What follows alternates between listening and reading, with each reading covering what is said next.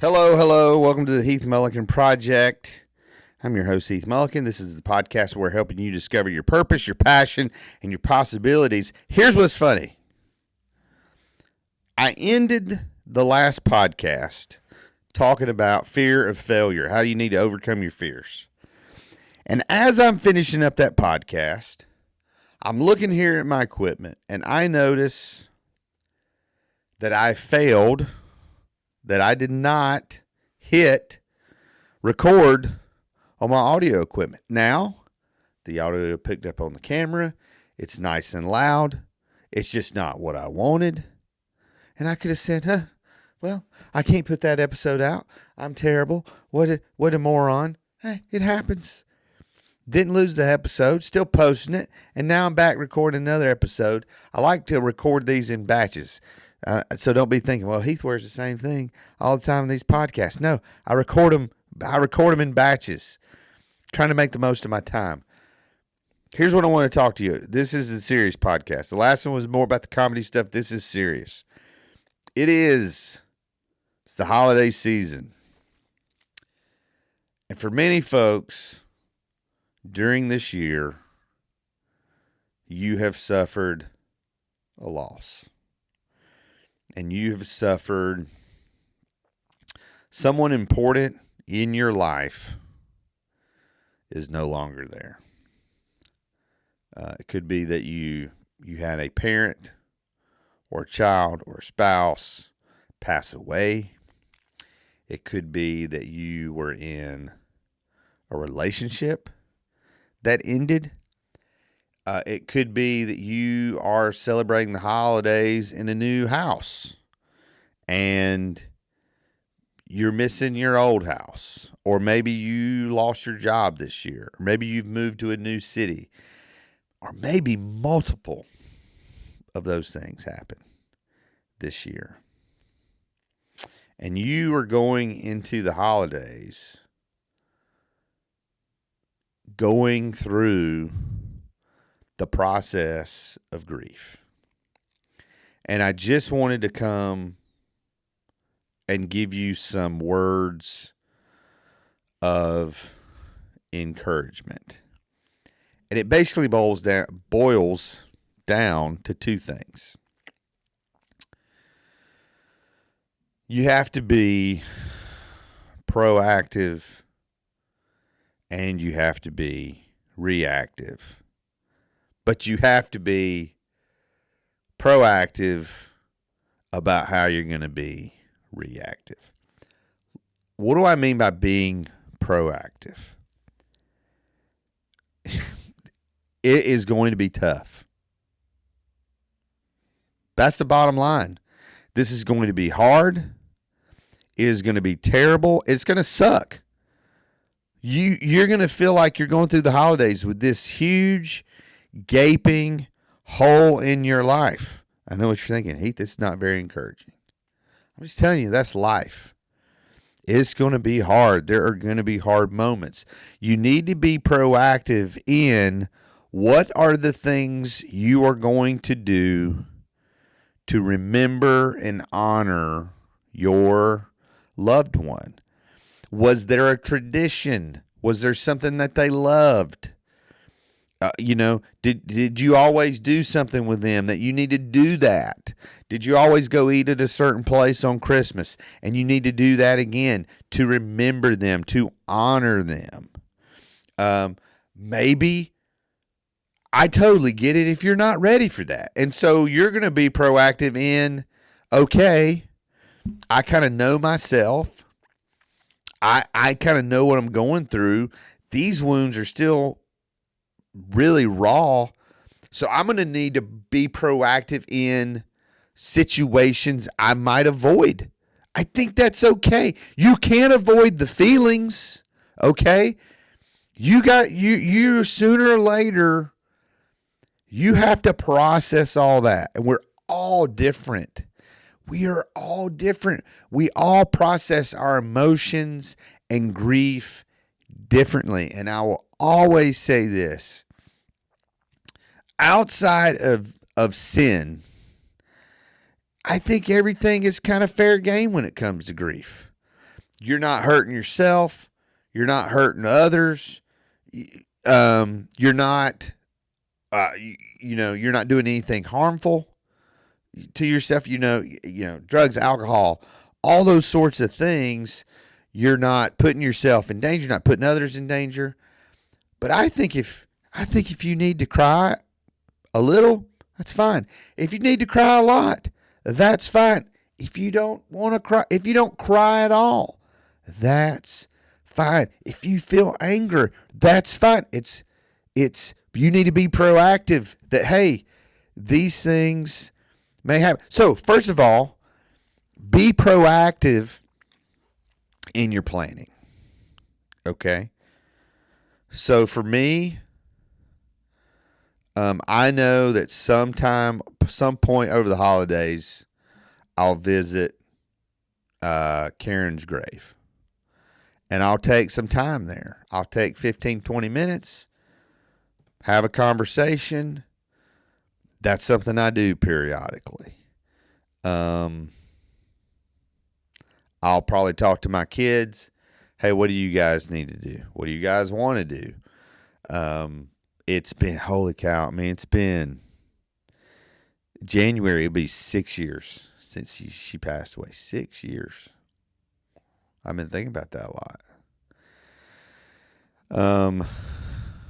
We were very fortunate that her last Christmas was a good, it was kind of like, she went downhill like right after New Year's, went way, but Christmas,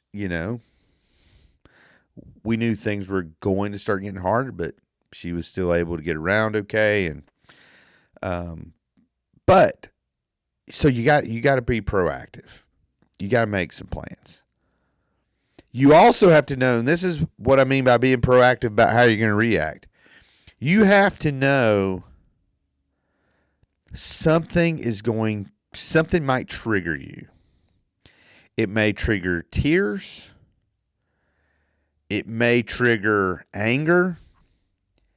It may trigger a myriad of emotions.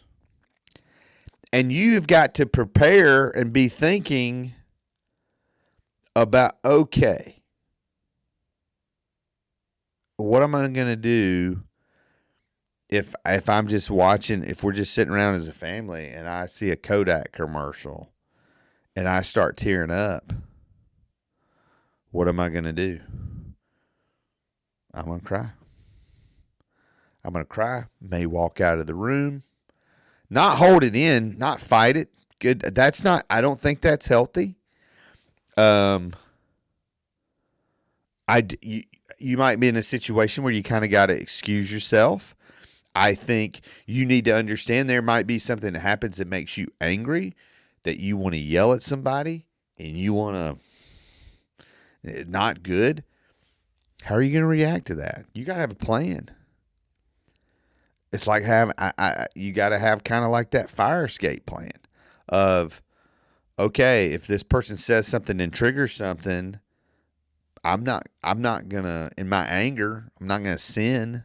I'm going to, if this happens, I'm not saying you got to prepare for every eventuality.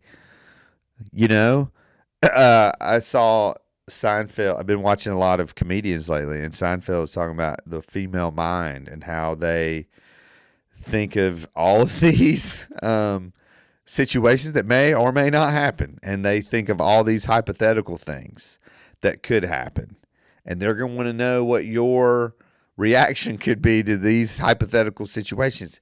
And you can't humanly prepare. It's not humanly possible to prepare for every eventuality.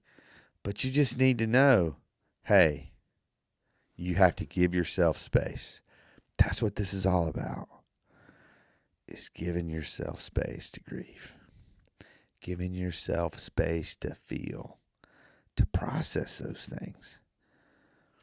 To know that however you're processing it, maybe you see a Kodak commercial and it has no effect on you at all. Or maybe you see it and you just become a fountain of tears. Neither one of those is wrong. There's no right or wrong way. But you need to be thinking about that. Because crying may just come out of nowhere. And you got to be prepared to let yourself feel. The worst thing we could do, there are going to be seasons in life, there are certainly seasons of grief where there is an intense numbness.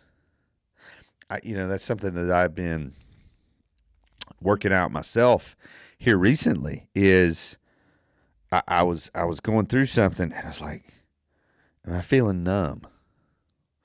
And I was kind of like, okay, is there some depression happening? Is there something going on? Or is my brain, am I numb to this, or is this just a situational thing? Is this a good thing that this didn't bother me? That something that used to bother me, it didn't bother me anymore. And I'm not talking about grief, talking more of, situation or whatever.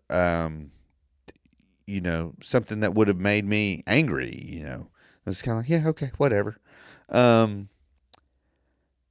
But you have to just kind of work through that. And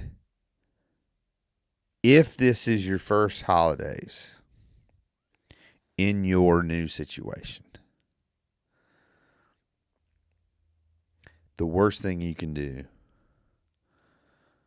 is lock yourself in a room. You got to get out in the sun. You got to make your bed. You got to live your life.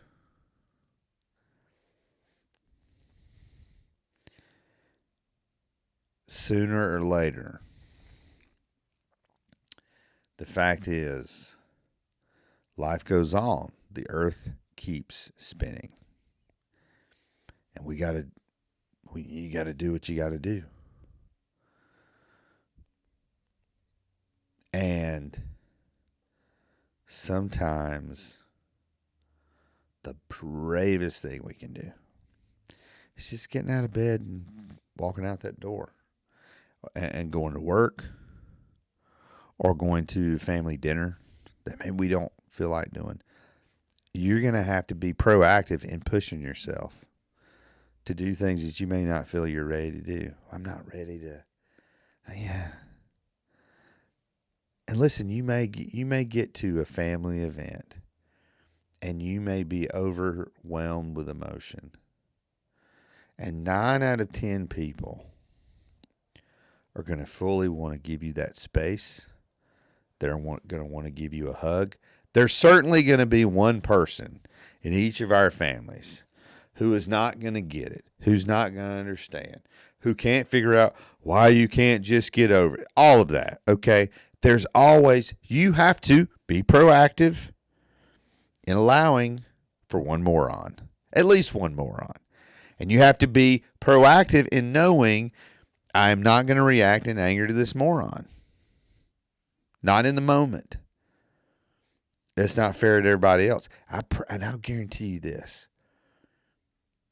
Normally, multiple people are going to have your back against the moron. Someone else will take them out to the woodshed. You don't have to. It's not your responsibility. But you got to prepare for that. Somebody's going to say something in full. They're going to mean well, they're going to be well-meaning. Somebody's going to say something stupid to you. It's going to come from a pure place. It's going to come from a pure heart. They're going to have such good intentions to say this thing that to them in their mind, when they worked it out and they thought about it, they're good night. This is going to be the most encouraging thing anybody said to them. And they're going to say it to you, and it's going to go over like a lead balloon. And it is going to, what they meant to encourage you is going to cut you to the quick. And it is going to hurt you so deeply. And in that moment, you can't take it personally. Because they legitimately are trying to hurt you. There's no ill intent on their part. And what you have to do is how you received it is is in you. That's what you got to process. In the moment, even though it may hurt you or anger you, you can't react to that. You just have to thank you. Yeah. And then you kind of got to walk off and, man, what did they mean? And maybe there's a conversation. I would never go back in that situation if I knew someone was genuinely trying to encourage me, or well, the Lord took him because he needed another angel. There's no ill intent in somebody saying something like that. They are totally well-meaning. Personally, I think that is not a helpful thing to say to someone who is grieving a loss. So if you're listening to this, don't say that. But if somebody says that to you, they didn't mean anything by it. You have to be proactive in understanding that your loss, whatever you've gone through, is going to make the people around you uncomfortable because they don't know what to say. But they love you. They just don't know what to say because they don't want to hurt you. And they want to see you get to a good place. And that's why you got to get up and get out of the house. And you got to oftentimes go hang around a bunch of knuckleheads. Because sometimes that's the best thing to do. So, be proactive. Have a plan. What you're going to do these holidays. And there may be something you're planning. I don't. Again, if it's not harming you, harming others, if it's not a sin, if it's something you can do with good. If I said, you know what, I think I'm going to go to the cemetery. I think I'm going to go to Karen's grave. If somebody said, well, I just don't think that's a good idea. I don't care. I'm going. Why don't you think? Well, I just don't think that's going to help you get it. Well, bro, I'm going. That's the kind of thing I'm talking about. Hey, you know what? I think, Karen liked Waffle House. I think we're going to go eat at Waffle House on, Christmas morning. I think that's what we're going to do. Well, that's just the dumbest thing I ever heard. I don't think y'all do that. I think that's just stupid. Again, they're not. If you've got anybody in your life that talks to you like that, that's a whole nother discussion for another day. But what I'm saying is, you understand what I'm saying? You got to make a plan. And you got to be proactive about how you're going to react to stuff. You got to know when you're grieving, everything's raw. All your emotions are raw. All your emotions are right here at the surface. And if you're at that depression stage of grief, because listen, what are the 5 stages of grief? Disbelief or doubt. You can't shock. Then you've got anger, then bargaining, and then depression and acceptance. Well, if you're those are all hard. Because if you're in the kind of the bargaining stage, you might be taking some risk or doing something. If you're in the anger stage, you kind of gotta make sure that doesn't overflow on anybody. If you're in that depressed stage, you got to be mindful of that. And for me, when I'm depressed, it's this searing heat, this pain right here in the front of my head that I can't escape. It's almost like this. It drives you insane, and you got to be. People remember how we live. People really remember how we live through grief, how we live through tough times. People are watching, and we don't have to be perfect. Certainly not.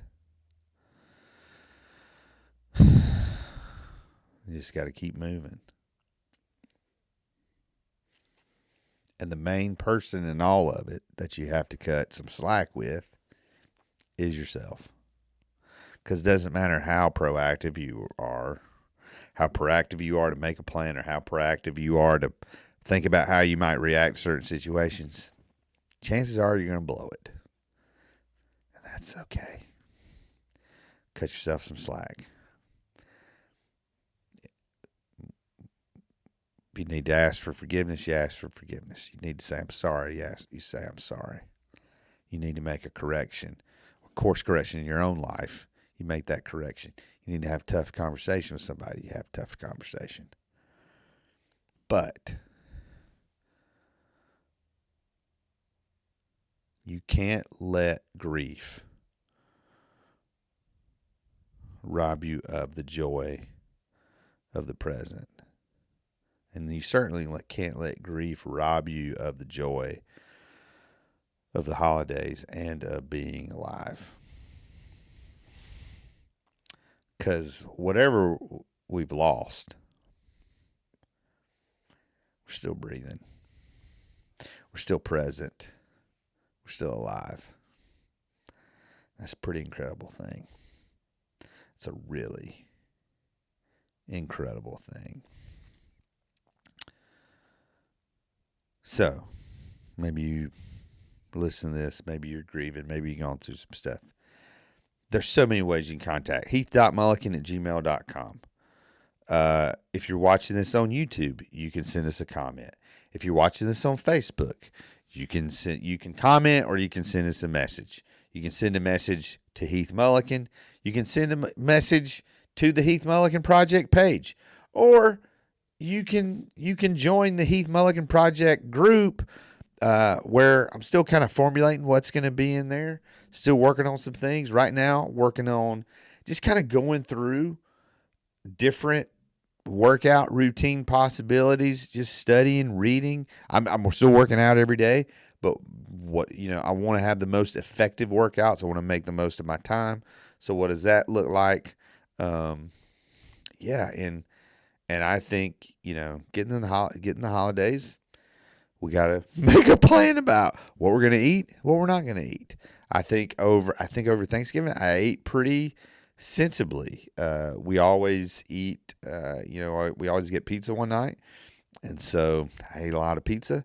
But as far as like Thanksgiving, I think I had reasonable servings is what I'll say.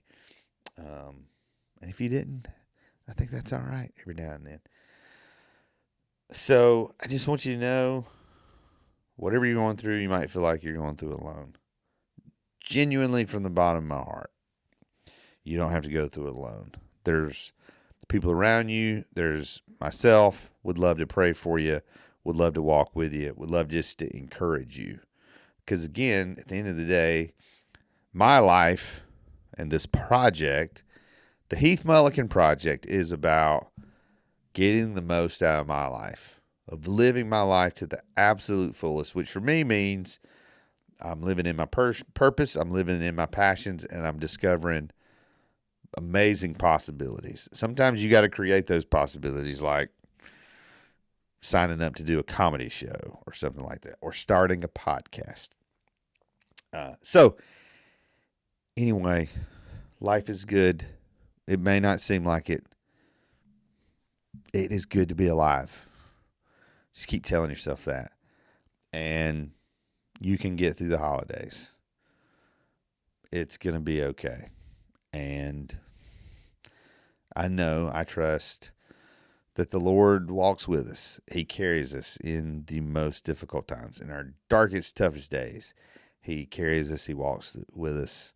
I firmly believe that, and I have lived that in my own life, and I know He can do that for you as well. So God bless you. Thanks for watching. Thanks for listening. This is the Heath Mullikin Project, discovering your purpose, your passion, and your possibilities, and we'll see you soon.